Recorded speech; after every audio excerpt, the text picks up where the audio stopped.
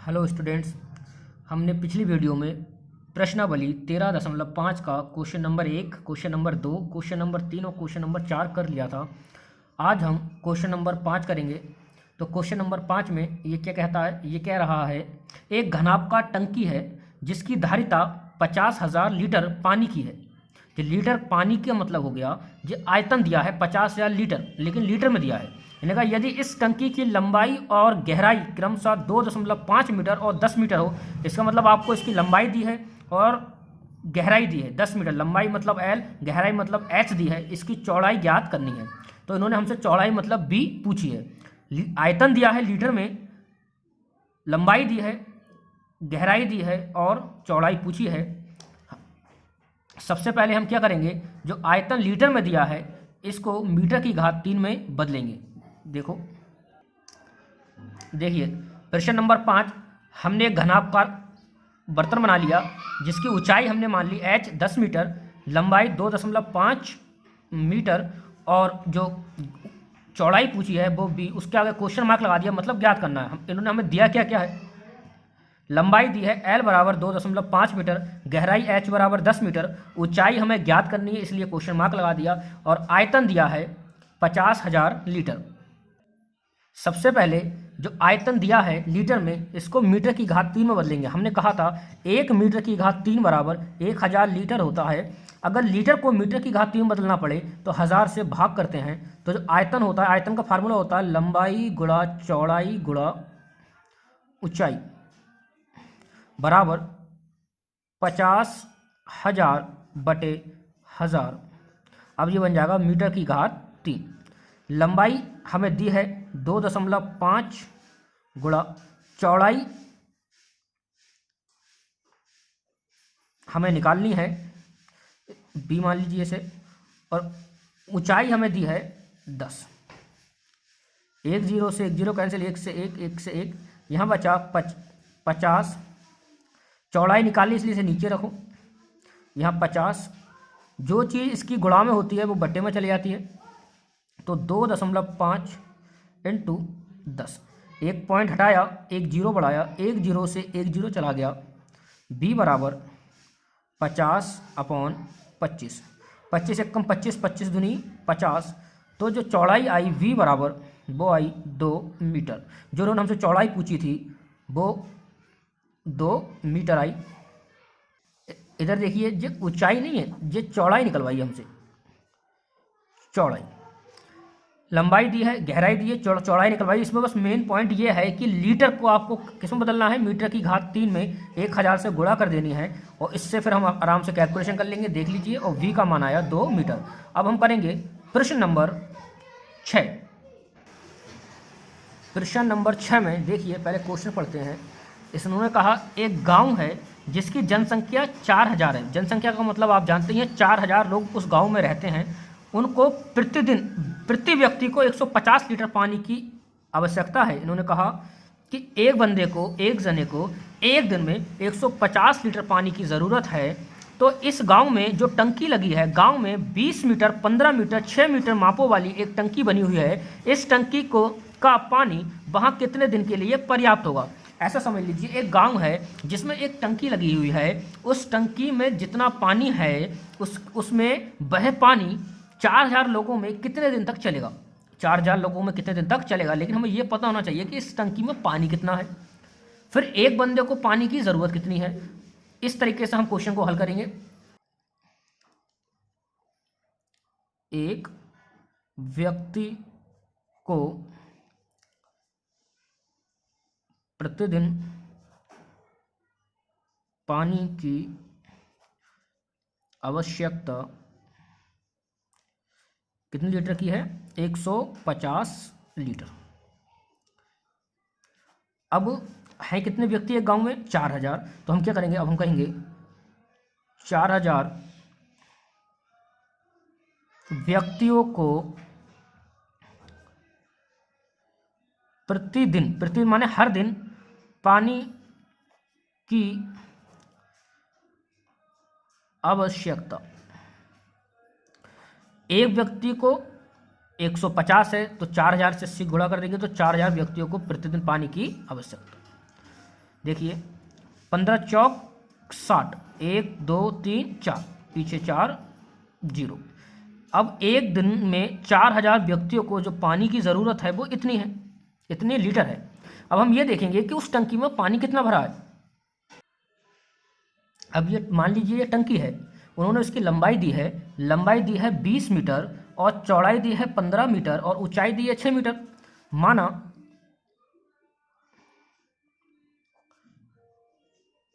टंकी की लंबाई L बराबर 20 मीटर, चौड़ाई V बराबर 15 मीटर, ऊंचाई H बराबर 6 मीटर। पानी की टंकी का आयतन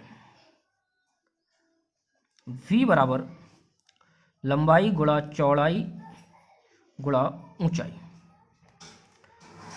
V बराबर लंबाई 20, चौड़ाई 15, ऊंचाई 6,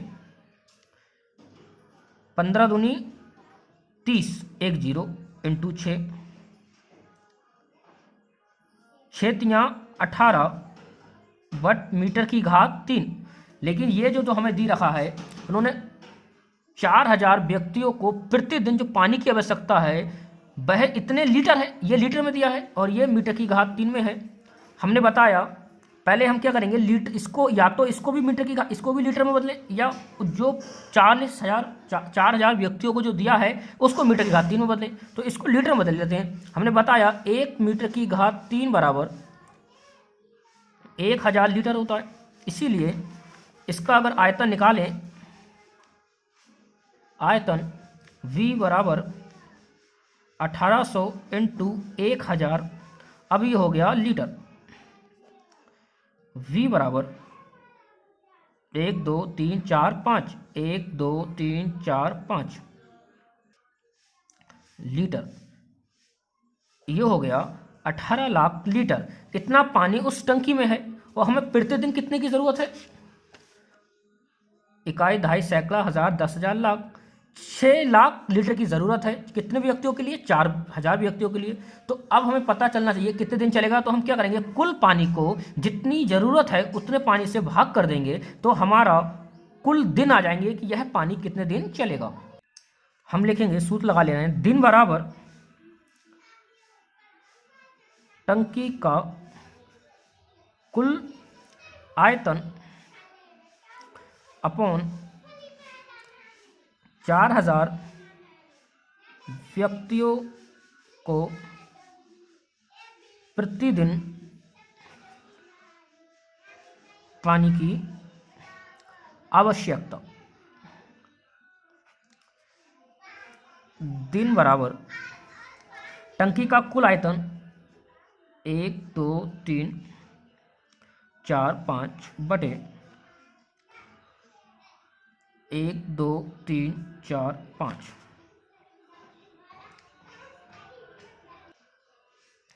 एक जीरो से 1 0, 1 0 से 1 0, 1 0 से 1 0, 1 0 से 1 0, 1 0 से 1 0, 6 कम 6, 6 दूनी 12, 6 तियाँ 18।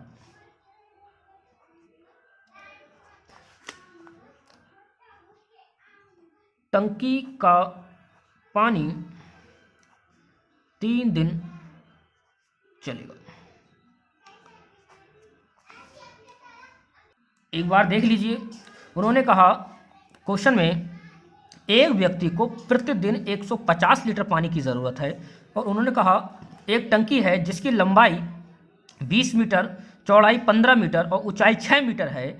इसमें जो पानी भरा है वह 4000 व्यक्तियों के लिए कितने दिन चलेगा। तो हमने क्या किया, एक बार देख लीजिए। सबसे पहले एक व्यक्ति को प्रतिदिन पानी की जो ज़रूरत थी वो देखी 150 लीटर। उसके बाद 4000 व्यक्तियों को प्रतिदिन पानी की आवश्यकता निकालने के लिए हमने एक व्यक्ति की 4000 से गुणा कर दी तो हमारे पास आया 6 लाख लीटर पानी। फिर हमने क्या किया, हमने टंकी में देखा कितना पानी रखा हुआ है तो टंकी की पहले लंबाई निकाली, फिर चौड़ाई निकाली, फिर ऊंचाई जो उन्होंने दे रखी थी। इससे हमने पानी की टंकी का आयतन निकाला तो हमारे पास निकला 1800 मीटर क्यूब, लेकिन 1800 मीटर क्यूब में नहीं लगाना है क्योंकि बोल लीटर में है तो इसको भी लीटर में बदलेंगे। इसीलिए ये ध्यान रखना है 1 मीटर क्यूब बराबर 1000 लीटर होता है। हमने इससे 1000 से गुणा कर लिया।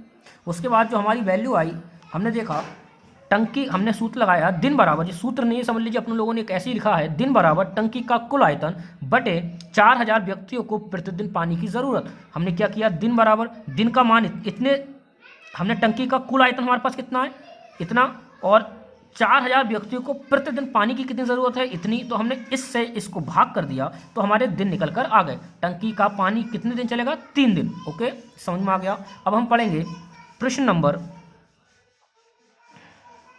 6 किया था 7, प्रश्न नंबर 7 एक बार देख लें, पहले क्वेश्चन पढ़ते हैं। देखिए प्रश्न नंबर 7, इन्हें कहा किसी गोदाम की माप 40 मीटर, 25 मीटर और 15 मीटर है।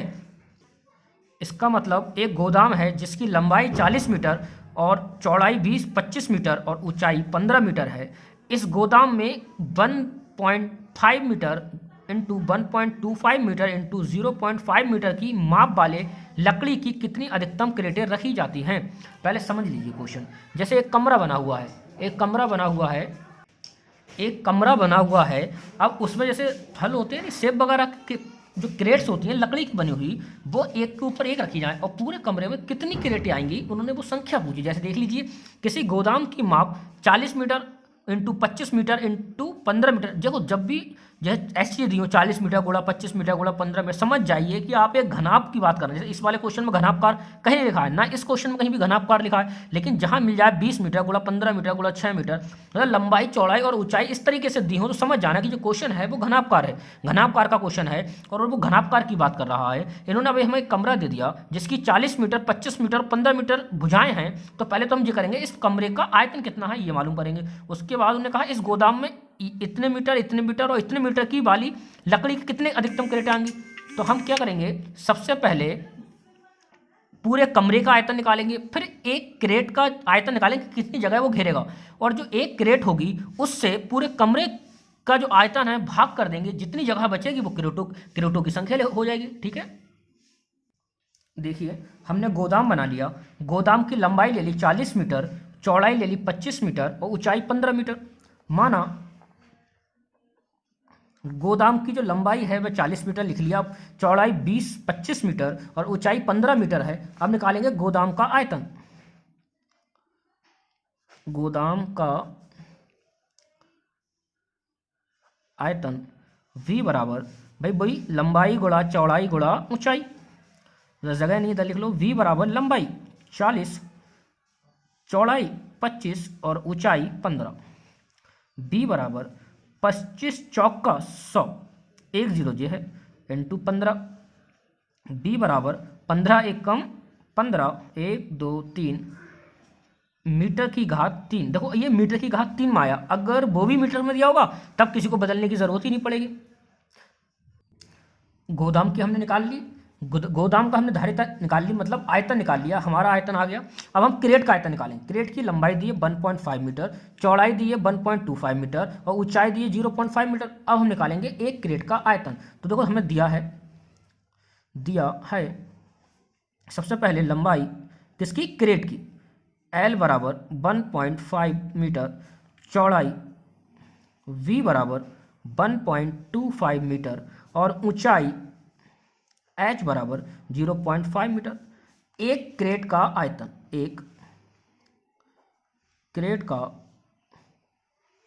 आयतन V बराबर वही लंबाई गुणा चौड़ाई गुणा ऊंचाई। फार्मूला तो याद हो गया होगा अब तक। लंबाई आई 1.5, V 1.25, H 0.5। गुणा कर लीजिए इसकी।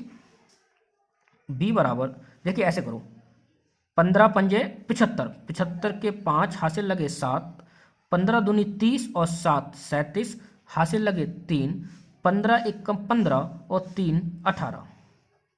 एक के बाद यहाँ पॉइंट है, 2 के बाद यहाँ ये पॉइंट आ जाएगा यहाँ पर, इधर 0.5। V बराबर, अब हम 5 का पहाड़ा पढ़ लेते हैं इससे। 5 पंजे 25, 25 का 5 हासिल लगे 2, 5 सत्ते 35 और 2 37, हासिल लगे 3, 5 अट्ठे 40 और 3 43, हासिल लगे 4, 5 एकम 5 और 4 9। 1 2 3 के बाद पॉइंट है और 1 के बाद है, सब 4 के बाद 1 2 3 4। इधर कुछ नहीं इसलिए 0 लिख लो। मीटर की घात 3, जो 1 क्रेट का आयतन आ गया। हमें निकालना क्रेटों की संख्या, तो हम कहेंगे क्रेटों की संख्या बराबर गोदाम का आयतन बटे एक क्रेट का आयतन। जो गोदाम का आयतन है अपना वो है, गोदाम का आयतन 15,000 है और एक क्रेट का आयतन है 0.9375। 1 2 3 4 के बाद पॉइंट है, पॉइंट हटाया 4 0 1 2 3 4। जब हम इसको काटेंगे तब हमारा जो आंसर आएगा वो आएगा 16,000। तो हमारी जो क्रेटों की संख्या है, क्रेटों की संख्या वह 16,000 होगी। हम कहेंगे गोदाम में 16,000 क्रेटें आएंगी। एक बार चाहिए तो क्वेश्चन देख लीजिए। सबसे पहले उन्होंने हमें क्या किया, प्रश्न नंबर 7 में उन्होंने हमें गोदाम की लंबाई चौड़ाई और ऊंचाई दी और एक क्रेट की लंबाई चौड़ाई और ऊंचाई दी। तो और उन्होंने हमसे पूछा इस गोदाम में कितनी क्रेटें आ सकती हैं लकड़ी की। तो हमने क्या किया, पहले सबसे पहले गोदाम की लंबाई चौड़ाई ऊंचाई से गोदाम का आयतन निकाल लिया, मीटर की घात 3 में आया। उसके बाद हमने क्रेट की लंबाई चौड़ाई ऊंचाई से एक क्रेट का आयतन निकाल लिया, वो भी मीटर की घात 3 में दिया था। सबसे अच्छी बात यह है अगर 100 में दिया है तो कोई किसी को किसी में बदलने की जरूरत नहीं है। फिर हमने क्रेटों की संख्या के लिए पूरे गोदाम के आयतन से एक क्रेट के आयतन को भाग कर दिया और इसको जब गुणा भाग की तो हमारे पास जो क्रेटों की संख्या आई वह 16,000 आई। ओके, नेक्स्ट जो 2 क्वेश्चन बचे हैं वो अगली वीडियो में क्वेश्चन नंबर 8 और क्वेश्चन नंबर 9 मिलेगा। अगली वीडियो के लिए इसको सब्सक्राइब कर दें और साथ ही साथ वो बेल आइकन दबा दें, जिससे कि अपने जब वीडियो डालें तो वो आपको क्वेश्चन नंबर 8 और क्वेश्चन नंबर 9 तुरंत नोटिफिकेशन मिल जाए कि आपके पास ये वीडियो पड़ चुकी है। ओके।